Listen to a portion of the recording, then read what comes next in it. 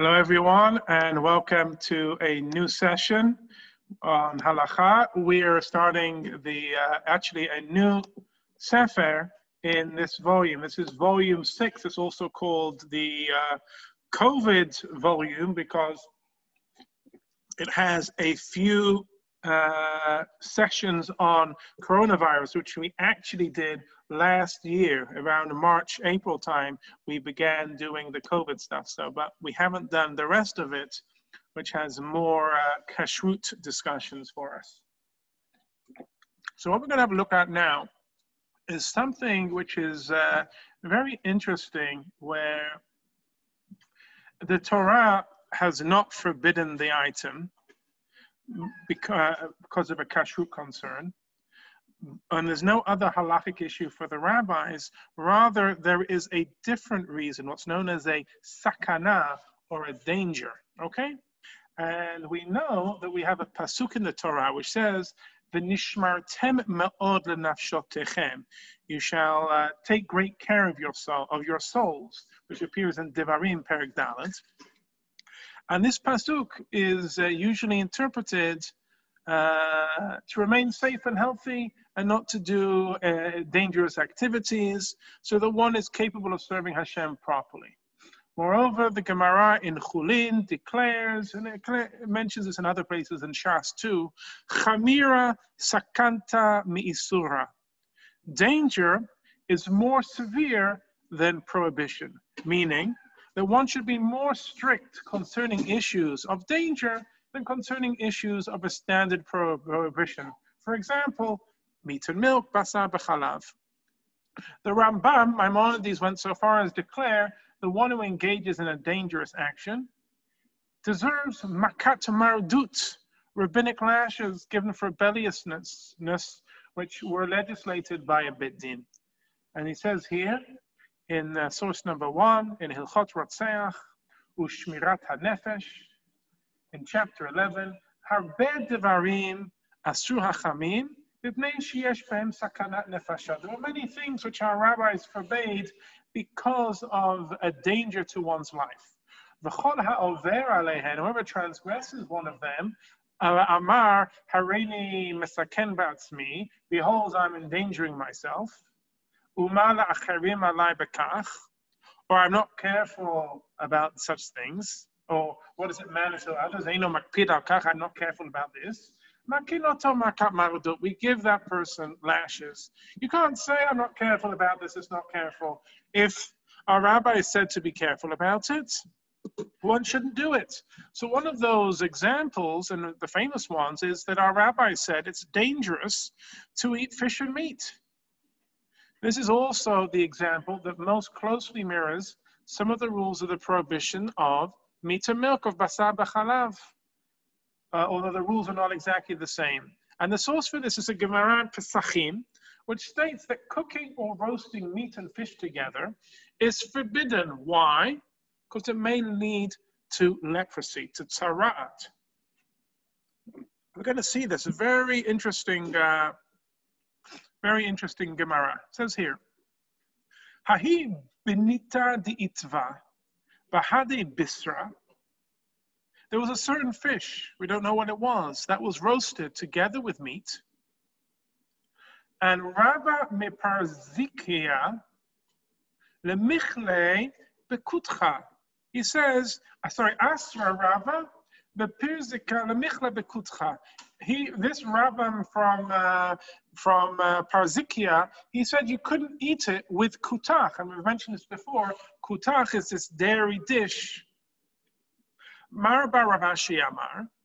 Mar bar Rav Ashi said, "Afilu b'milchanami asura, mishum dekasha lerecha uldava acher."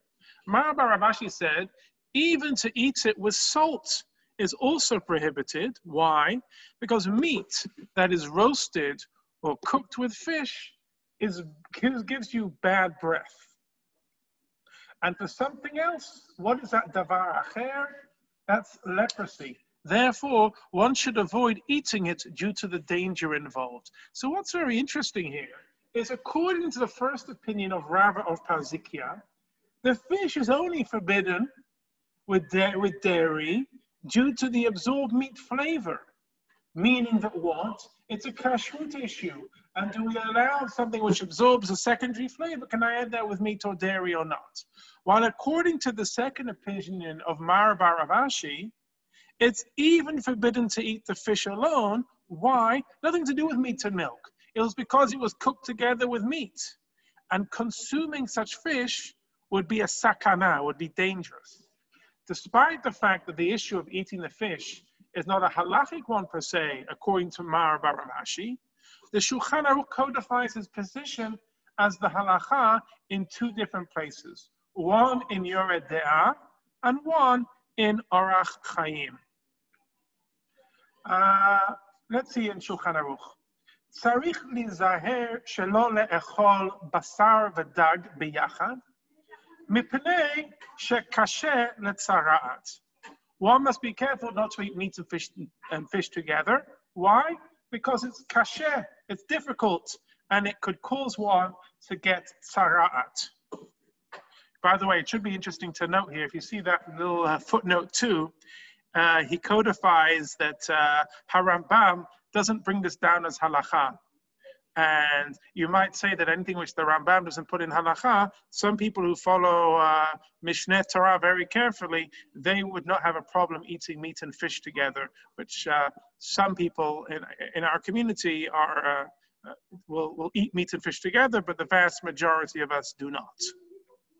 The Rama holds that although one may not eat fish and meat together, roasting them together and eating them separately is only forbidden lechatchila, because of the reicha, transferred from one to the other. But if they were roasted together, the foods are permitted. So b'diavad, after the fact, the aroma, the smell, does not render the foods forbidden after the fact, okay?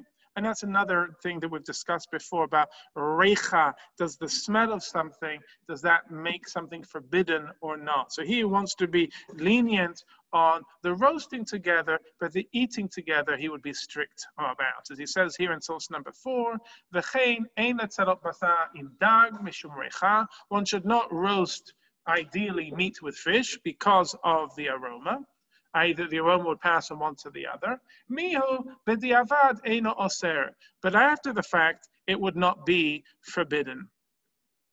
And why does he say that? It seems that since, in the footnote number 5, it seems that since the case is one of roasting and there's no liquid present, that this is why the food is not forbidden b'diavad, solely due to reicha.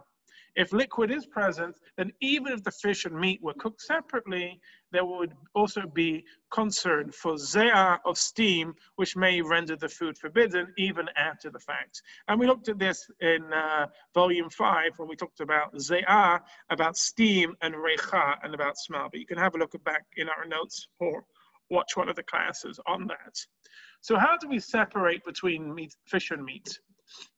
It's done in the same way that one separates between eating dairy and then eating meat. You know, remember that discussion we had way back when about those who have the custom to have a dairy starter and then have a meat entree, for example, on Shavuot, as brought down by the Shulchan Aruch. Now, many people don't do this just because it's practically more complicated, but it used to be the minhag to have, especially on Shavuot, a dairy starter followed by a meat entree.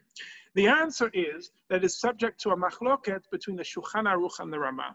According to the Shulchan Aruch, one must wash one's hand, rinse out one's mouth with liquid, and rinse out one's mouth with a solid, i.e. having something to eat and something to drink. And that's where we have the minhag of having a lachaim between those who, if they're going to have a dairy starter followed by a meat, which is, and essentially, again, why if you're going to have fish as a starter on Friday night, which many of us do, and then having the meat, that's the custom of having the lachaim in between, rather than having the lachaim during the fish course. According to the Rama, rinsing out one's mouth with a liquid and eating a solid is sufficient, as the rule of fish and meat is more lenient. So we see here, we're at Sephardim a little bit more machmir. He says, Bein basar ledagim, between going from meat to fish, chova litol, one is obligated to wash one's hands. It's not enough to to just wash one's mouth out. Mishum dekasher ledavar acher, because it also could lead to that other thing which we mentioned, which was leprosy. The chamira sakanta mi'isura. And it comes to this, we say that anything which is a danger, we want to be stricter than a regular prohibition. And then the Ramah says, "Va'ayin beYoreh De'ah siman kuftet zayin." Have a look at Yoreh De'ah 116. And then he says there in 116, "Yuchotzi adav bein basar ladag." One should wash one's hands between meat and fish. V'yochal pat sharui bentayim, and have some bread in between it. Kedei lichotz piv, and then wash and in order to clean one's mouth. The Ramah says, "V'yesh omrim," and there are those who say, "De'ein lachush lazeh." One not need be concerned about this.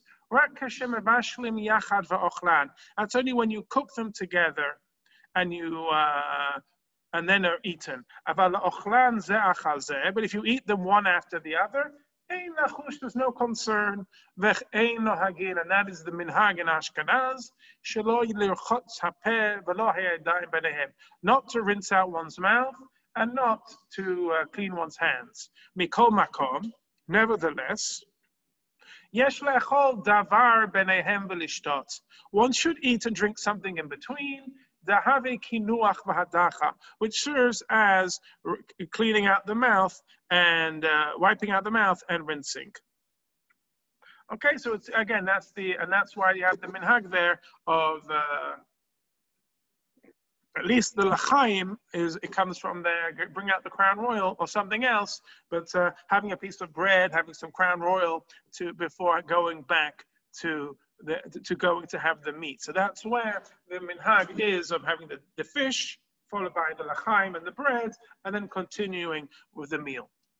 The Sefer HaKashrut states that Sfaradim are careful to separate between meat and fish in the man described, even if they use silverware. And to be honest, I've not seen this.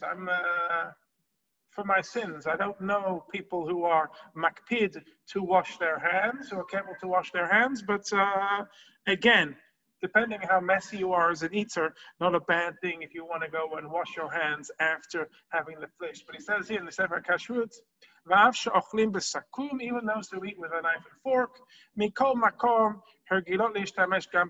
people are not careful and eat with their hands, to remove the bones and the like. Perhaps, I dare I say it, perhaps he's making a comment that we Sfaradim are more eat with our hands more than the Ashkenazim, so we need to clean our hands. But as I said, I know the minhag of having the l'chaim. I don't know necessarily the minhag of washing one's hands. But as I said, not a bad thing to take that on if someone wanted to. Now, cooking the fish and the meat in the same oven. Is that a problem or not? Because we just said here that the Gemara was talking about this issue of roasting the meat and the fish together being the issue. Is it forbidden to cook or bake fish and meat in the same time in the same oven? The Aruch HaShulchan writes that this is an example of recha, of smell or aroma, where the fish or meat could transfer aroma back and forth. Therefore, we follow the standard rule concerning recha, which is lechatchila, it's forbidden, but if it's done, then you can do it after the fact. B'diavad is permitted, provided the foods have not come into contact. As long as they're not touching each other, b'diavad you could do it. So he says here, ideally, one should not roast meat and fish in a small oven due to aroma. However, after the fact, it is not forbidden, as the danger is only when they are cooked together. But if the fat oozes from one to the other, then for sure it's out of the question, it's forbidden. And some permit roasting even lechatchila, and some forbid even after the fact. But we only have the words of our teacher, the Ramah, who ruled that it is permitted after the fact. Okay? Now, the Yakut Yosef notes that if one of the pans of either the meat or the fish is covered, then you've got no issue. We talked about this before, that when it comes to having only one oven, if you could even cook meat and milk together in the same oven if one of them is covered. So if I have here the fish is covered, then I wouldn't have an issue. Or if the meat is covered and the fish is uncovered. So it says here in the Yakut Yosef, that's Rabbi Yitzchak Yosef, noting down the halacha in the name of his father, Hacham Ovadia Yosef, it's forbidden to roast fish and meat in our ovens. As a danger, as we said this before, this line of chamira sakanta misor, the danger is stricter than a prohibition. Nevertheless, if fish and meat were roasted in one oven, after fact, they are permitted to be eaten, even if there isn't 60 to 1 to nullify them. But if one of them was covered, then we're not concerned about the aroma being significant. And you can do this even ideally. So someone is running out of time and they want to make the fish and they want to make the meat and they want to cook them both in the oven, just make sure one is covered. In contrast to the leniency given in this case, the Sefer Kashrut notes that if one fries fish in oil and then fries meat in the same oil, the meat is forbidden even b'di'avad. And the utensil used must be kashered. That's interesting. I would have said that it's that it should be prohibited, but I wouldn't have said that it needs kashering, because I would say it's not a kashrut issue, it's a health issue. Nevertheless, I'll read what he says there. He says, oil in which fish was fried and then was mistakenly used to fry meat afterwards, the meat is forbidden. That makes sense due to the danger. And the frying pan requires hagalam. So that surprises me. Let's see footnote 9. He just says, look at the rules of Haggalah earlier on. But it seems strange to me, but I'll leave that one as a tzarich iyun, needs further examination, because just reading it now seems a little surprising to me. Cooking fish in a meat pot. What is the halacha concerning cooking fish in a clean meat pot if the fish is not eaten together with meat? It's interesting to note that when we learned about the halachot of nat bar nat, of eating parav food that was placed in or cooked in a meat dish, in volume 4, the example brought of a parav food by the Gemara and the Shulchan Aruch was actually fish.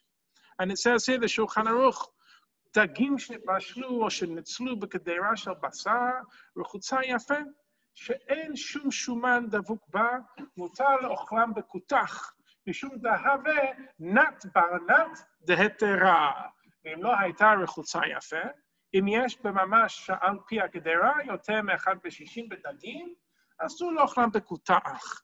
Concerning fish that was cooked or roasted in a meat bowl, that was rinsed well so that there is no meat residue stuck to it, it's permitted to eat with dairy since it's considered notain tam bar notain tam of a permitted nature. And to understand nat bar nat, you've got to go back to our lectures in volume 5. But if it was not washed well, if there is more than 1 to 60 of the residue on the bowl to the fish, it's forbidden to eat with dairy. So again there, the Shulchan Aruch is bringing down the issue of an unclean meat pot, and then making the fish. And then the issue is then having the fish with the dairy and going back to a kashrut issue more than an issue of meat and fish together being the issue. So according to Shulchan Aruch, it's allowed to cook fish in a meat pot or dish, even if meat had been cooked in it shortly beforehand, provided it's clean. Thus, the concern of danger with meat and fish together appears to limited when they actually come into contact with each other in some way.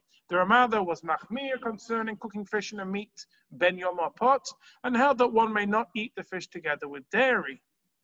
But again there, what's the issue? The issue is that the fish is absorbing both meat and dairy. It's not an issue of the danger that we've been talking about to this. And that's why he's saying here, v'yesh machmirin b'tzliya u'bishul asur notein tam bar notein tam v'aminhag la'asur lechatchila u'b'di'avad mutar b'chol inyan. And some are stringent concerning roasting and cooking to forbid notein tam bar notein tam, and the custom is to forbid it lechatchila, but after the fact, it's permitted in every case. And that's the bottom line. When it comes to this situation where I cook something parav in a meat pot, and it's been cooked in the last 24 hours, for Sephardim, lechatchila, you can eat that with dairy, whereas Ashkenazim, it's only after the fact. It's only b'di'avad. Nevertheless, one can infer from the Rama that even he would only forbid eating fish cooked in a meat pot with dairy, but he would still permit eating the fish by itself, i.e., it's not a kashrut issue. It's not that he doesn't have a problem with the danger. It's only the kashrut of the meat and milk, where the Ashkenazim are stricter than the Sfaradim on nat bar nat. The Taz cites the Isser V'Hetza Ha'aroch, who explains that as opposed to Basar B'Chalav, the concern for danger with respect to fish and meat does not apply to ta'am, the flavor of the meat absorbed in the pot used for cooking the fish. Okay? And so therefore, since they're not concerned about ta'am, the absorption of the flavor of the meat into the fish, then that's not a concern. According to this, it should also be permitted to cook fish in a meat oven if there is no meat inside. And the Torah, though, cites an opinion that is machmir to designate special utensils for fish. וצריך להיזהר שלא לאכול בשר ודג ביחד, שקשה לצרעת ויש מחמירים בדבר ליחד לדגים כלים לבד. And some are strict to have their own fish utensils. And again, I don't know anyone who is particular in this halacha like this. The practical halacha, though, as we're going to see here, is not to designate separate fish utensils, but may use meat utensils for fish as well, as evident from the following quotes from the Yalkut Yosef. And we see here, Pashuta minhag lehatir letagen dagim b'machavat basal bat yoma la'achar shtifat ha'machabet ve'ein chosheshin l'sakana sheyesh b'dagim u'basar ka'achat u'minhag Yisrael Torah hu.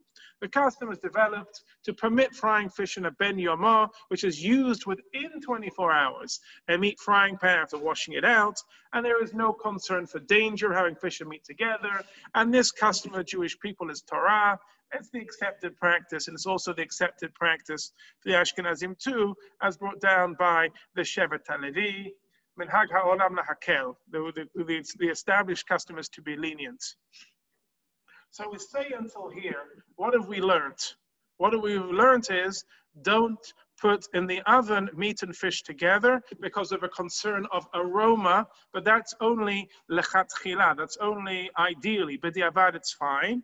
The issue is eating meat and fish together. But if I want to have fish followed by meat, I just need to wash out my mouth. You can do that with the l'chaim, have a piece of bread, and all the concerns about cooking with a meat pot or meat utensils or a meat oven, none of that is an issue. And if you were to cook the fish in a meat pot, for Sfaradim, you can straight away have that with dairy. With Ashkenazim, after the fact, you cooked it by mistake in a meat pot. Even then, you could have it with dairy for Ashkenazim. Any questions about meat and fish till this point? Yeah, I missed the first 5 minutes or so. I'm just wondering what is the danger that they keep mentioning? Yeah, sorry, Stephen. Good to see you. The danger that they're referring to is, number one, bad breath, which is not really the major danger. And the second danger is leprosy. They were concerned of tzara'at that you could get from eating roasted meat and fish together. It's interesting that, because sometimes we talk about another issue of having meat and fish together, is that you might get choke on a fish bone because you're not being careful looking for it, because it's such a small bone compared to meat bones or chicken bones. But here the issue is tzara'at, is leprosy. All right, let's see, is this also an issue for chicken and fish?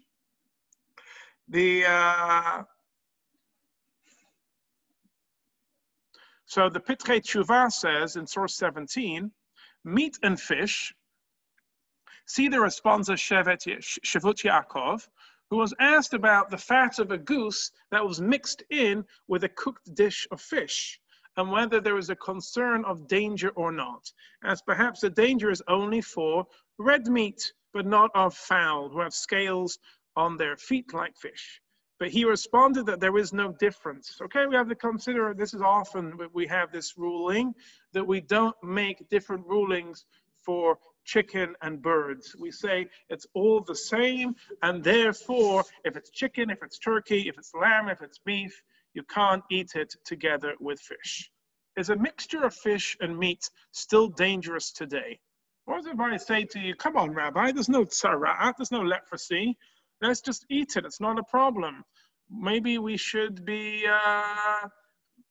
permitted. I mean, there's a famous discussion here of whether rabbi is just wrong, or is this something called nishtane hateva, where the world is different. The life of the world 2,000 years ago There was a concern, but now it's different. But either way, even if we don't say nishtana hateva, do we say that nowadays it should be permitted?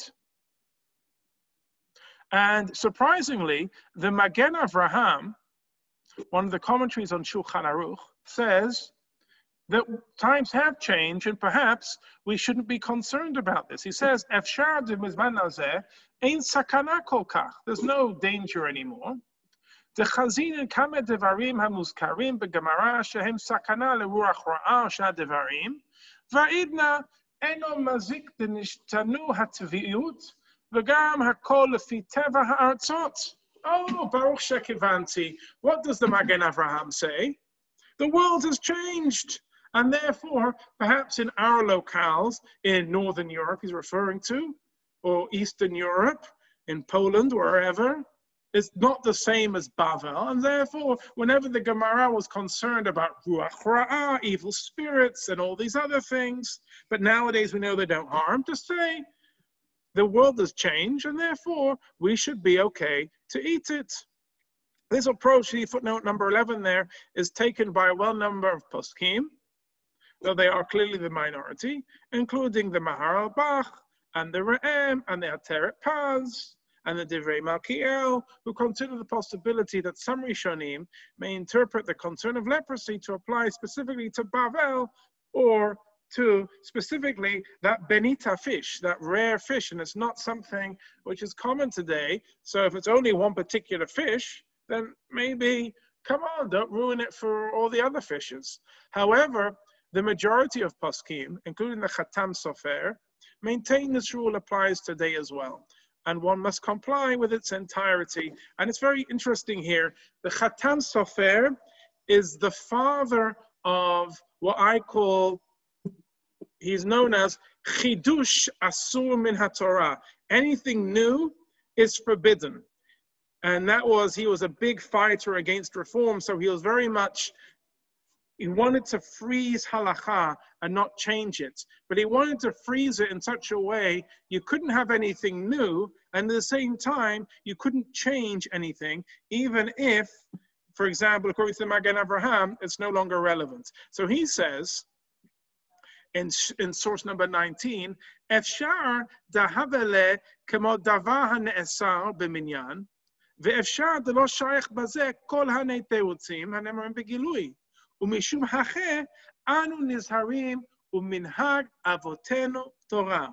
He says, it's possible that this is like a matter that was forbidden by the sages, and all of the explanations given for exposed water, they're no longer applicable. For these reasons, we are careful, and the custom of our forefathers is equivalent to a rule of the Torah. And yeah, you're going to read footnote 12. It's just talking about whether you can drink uncovered water or whether it's a concern anymore.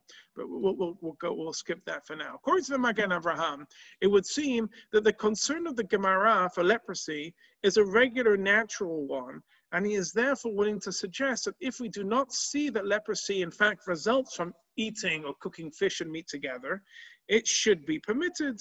On the other hand, the Khatam Sofer and others who maintain the halakha remains in effect, or that once it was decided to continue to uphold the practice, it may have the status of rabbinic decree, which may not be repealed, even if the reason no longer applies. Alternatively, some may hold that the concern here is more of a mystical one that is hard to assess, and this is the approach of the Tiferet Tzvi.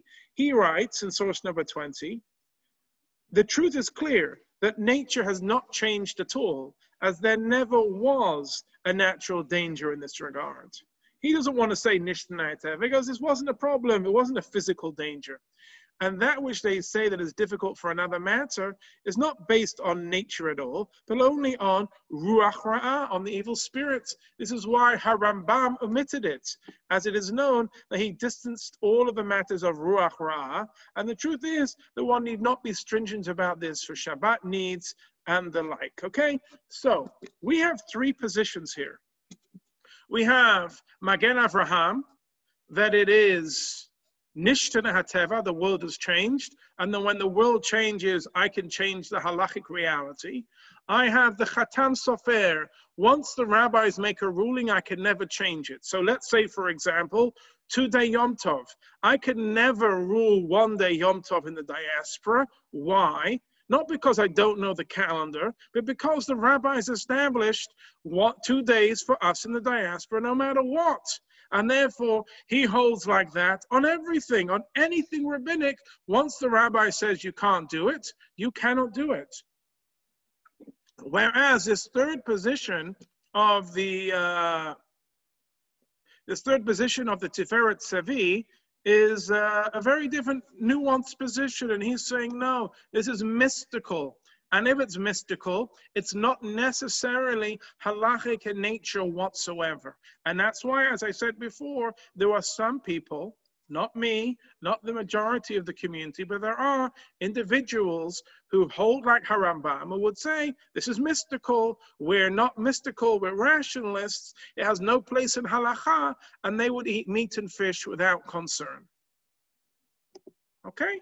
And this is important to discuss this because this is more of a understanding of these specifics and looking at the meta, looking at the bigger picture of how we understand rabbinic decrees. Are they for all time? Are they halachic? Are they mystic? Is the world change and understanding how they play out? Now, bittul b'shishim for a mixture of fish and meat. Although it was mentioned, the vast majority of poskim hold that the separation between fish and meat should be maintained. There is one aspect of the issue where there may be more room for leniency due to doubt as whether the danger exists. Since we're saying this possibly doesn't exist anymore, the Achronim discuss whether the principle of batel bashishim, where we can nullify it by a proportion of 1 to 60, does this apply to the issue of fish and meat? Or is that only for kashrut? It seems, assume that there's no danger when the ratio of one of them is so small. The issue is subject to a machloket achronim, but the Pitchei Tshuva rules practically that one may rely on bittul b'shishim, of nullifying at 1 in 60, specifically because there may not be any danger involved, even according to, especially according to Harambam. Okay, and you can see that one there. I'm not going to do that one inside. Thus, according to the Pitchei Tshuva, one may apply the rule of bittul b'shishim because even if it has the status of a rabbinic decree, that may not be overturned. The aspect of danger may not be present, and we can at least apply the standard of bittul b'shishim in this scenario. Hacham Ovadja also rules that bittul b'shishim applies to the case of fish and meat. As you can see there in source number 22, klala de milta de at b'midei de sakanta kegon basar v'dagim yesh lahara shebatel b'shishim. Even meat and fish, which is a concern of danger and other kashruts, we still apply the rule of nullifying it with 60. Okay, and you can see that there as well. All right. Friends, that was meat and fish. It's 8:04. Would you like to continue and see dairy and fish? Hands up for yes. Yes. Jerry says yes, we're going to continue. And Steve says yes, thank you. We're on. I'm enjoying this. Dairy and fish. Now, I want to say one thing before we get into dairy and fish. And that is the Sephardic Seattle minhag is that we're not careful about dairy and fish. But you should know, outside of Seattle, Sephardim, it's a big thing. It's a big thing. It's not just lox and cream cheese. It's anything. Anything with dairy and fish. Can I have those things together or not? We're going to have a look at this and see it in more things. But as I said, this isn't really an issue for the Seattle Sephardic community, but it is an issue for other Sephardim, which we're going to see. Okay? Ashkenazim do not have a concern about dairy and fish. Sarah, what are you going to add? Will you be also discussing the Ashkenazic practiced? Yes, absolutely. So generally, there was no issue for Ashkenazim having dairy and fish together. So we're going to see if there's no Ashkenazic issue, and Sephardim of Seattle are not careful about this, then why are so many Sephardim around the world? What is their concern? We shall find out. Let's jump in. And we're going to see it. All right. Eating fish with dairy. Let's have a look. The Torah says as follows: Dagim v'chagavim mutar la'ochlam b'chalav. Fish and grasshoppers. By the way, they used to be kosher grasshoppers. We've lost our tradition, so we don't eat them. Some Yemenites still have it, but we don't.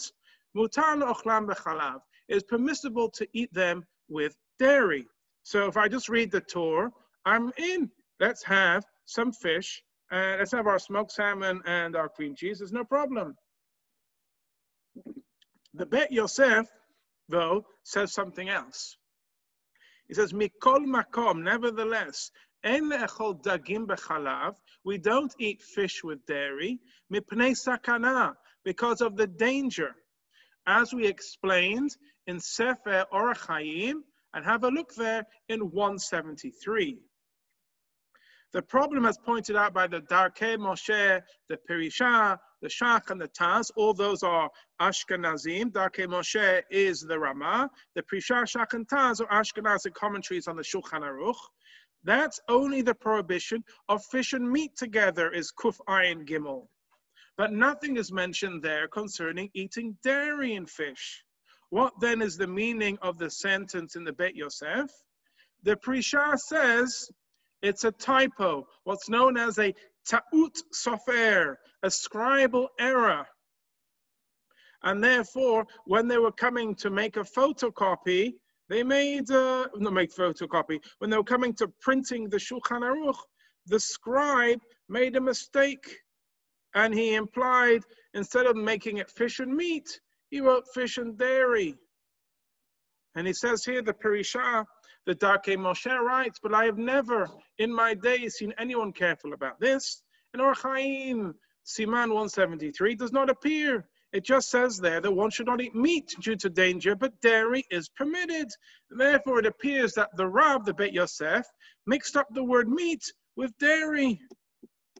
The Shach also insists that the mention of not eating dairy and fish together was a mistake. Aval hu ta'ut. Since all that is mentioned there is that fish and meat are forbidden due to the danger, we have not heard or seen that dairy is included. And every day we are accustomed to cook fish in dairy and eat it. And so therefore, we can see why the Ashkenazim have no concern eating fish and dairy together. But what about us Sfaradim? Rav Levi ben Chaviv suggests a resolution for the Beit Yosef in his Hagaot Mahar Labach in the name of the Knesset Hagedolah. And he writes as follows, and we're going to see this one in English. All of the poskim challenged the Beit Yosef about this and wished to send their hand to amend the text and say it's a scribal error. But I found that the Knesset Hagedolah writes, concerning the primary question, it seems that what prompted the rabbis mentioned to attack our teacher Maran for this was because they believed that what our teacher Maran, as it is written in Siman 173, meant to say that there it is explained that one should not eat dairy or fish due to the danger. But that's not correct, as that is not his intention. Rather, what did Maran mean when he said, look at 173, one should not eat fish with dairy due to the danger, as the doctors said.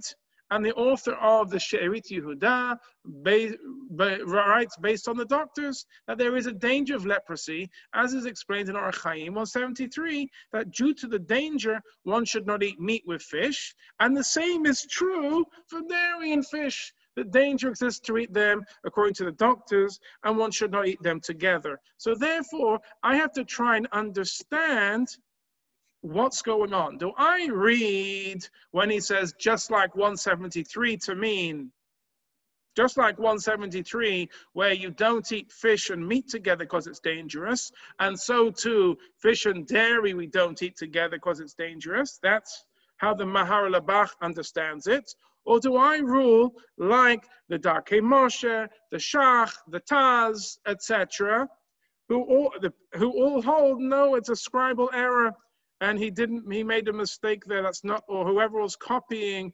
the Beit Yosef made a mistake. And there you go, a little bit of a biography on who the Mahar Labach was. You can have a look at that there on your own time. So according to the Mahar Labach, the Beit Yosef did indeed intend to write that eating fish with dairy is dangerous. And he was simply to know that the same issue of danger regarding dairy for meat and fish applies to dairy. It's also noteworthy that Rabbeinu Bechaye, in his commentary on the Torah, already mentioned that there is danger inherent in eating dairy and fish together.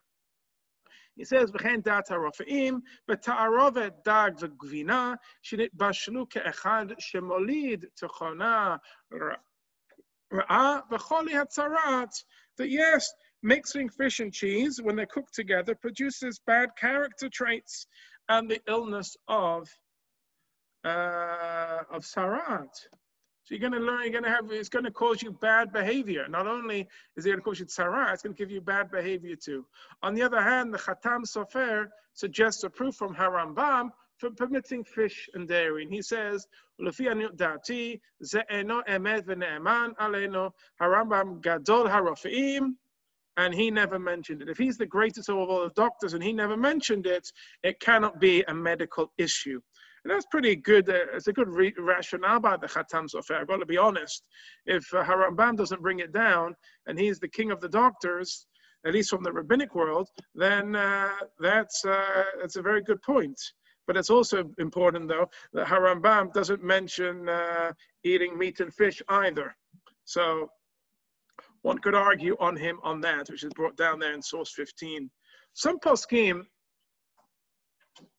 such as the Pitrei Tshuva, permit eating fish and dairy due to the principle of dashu ba rabim, that an activity practiced commonly without visible harm or damage is permitted, since many people have literally trampled over it. Therefore, I should be allowed to do it. He says here, "V'nira li deha'idna shekol ha'olam mevashlim garim chalal." Since everyone eats fish and dairy together, shareh, it should be permitted. Why? The kevan dashu bar rabim, since so many people are trotting over it, everyone's doing it.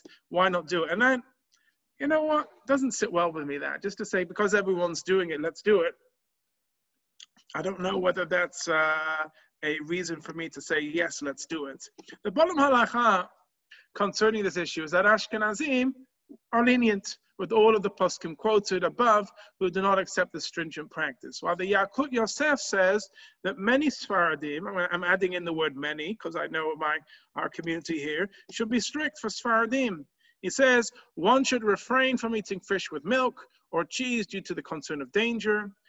The Ashkenazim are lenient in this matter, and they have on that which to rely on. And that which everyone does, each river take its own path, everyone knows how to go. It's just a rabbinic expression for you do what you do, I'll do what I do, and don't worry about it. And the Rabbanut that gives kosher certification to a restaurant that serves foods with cheese together with fish should write a disclosure and tell them that in Yanzeh, ein Sfaradim ve'edot hamizrach lahakel. They should write that Sfaradim should not eat it. And the English note there says many Sfaradim. I was pleased to see that he wrote many and not all. Do not indeed follow the stringent ruling of the Yakut Yosef. Do follow the ruling of the Yakut Yosef based on the Beit Yosef, though some Sfaradim are lenient like the Ashkenazim. And those who are stringent should be careful not to eat pizza with tuna or tuna casserole with cheese. Okay. Sephardic poskim, see footnote 17, discuss whether the stringent custom not to eat fish and dairy together includes eating fish with butter. According to the Ben Ish Chai and Rav Yitzchak Lamprotini in his Pachad Yitzchak, one should not do so, while according to Hakam Ovadja, among others, one is permitted to have fish with butter. Okay, so there we have it, friends. Why is it that Sfaradim in Seattle are lenient about this. I would say it's very similar to why are Sephardim of Seattle careful about a number of practices, or not careful about a number of practices, which are similar to the Ashkenazic world. When you think of the Ottoman Empire in the 17th century and 18th century, there were a lot of Ashkenazim passing through. Not only Ashkenazic travelers, but Ashkenazic Hachamim. And their writings infused, and their thoughts infused the Sephardic practice. The same is true of Morocco. A lot of Moroccans, a lot of their minhagim, especially around Pesach, with eating kitniot or not eating kitniot, and things like that, a lot of them come from following the Ashkenazic minhag. Why? Because a lot of Ashkenazim came through Spain and then to Spanish-speaking Morocco, and it became part of the Moroccan minhag. The same is true of the Ottoman Empire. So we see that Western Sephardim, whether it's Moroccan Jews or it's Turkish, Ottoman Jews, we had this minhag where somehow the prevalent positions of Ashkenazim became our reality, whereas Edot HaMizrach, or Edut HaMizrach, and generally Edot HaMizrach, sorry, and the more Eastern Sephardim, maybe what we call Mizrahi Jews, they didn't have the Ashkenazim, and they have a slightly different Mesorah. And so therefore, when it comes down to it, our minhag, the Sephardic minhag in Seattle, it's Torah. But if you ask what the majority of Sephardim do, they follow like Hacham Ovadia Yosef. You go to Israel and you ask Sephardim, what do? They don't eat fish with dairy. But, you know, that's our minhag. And, you know, as a Moroccan Gibraltarian, our minhag was also to have fish with dairy. So I have no problem with maintaining the status quo. We'll stop here. And next time, we're going to have a look at some of the next bits, which are other things which are dangerous. Do we have to be careful about them, especially if they're no longer a danger today?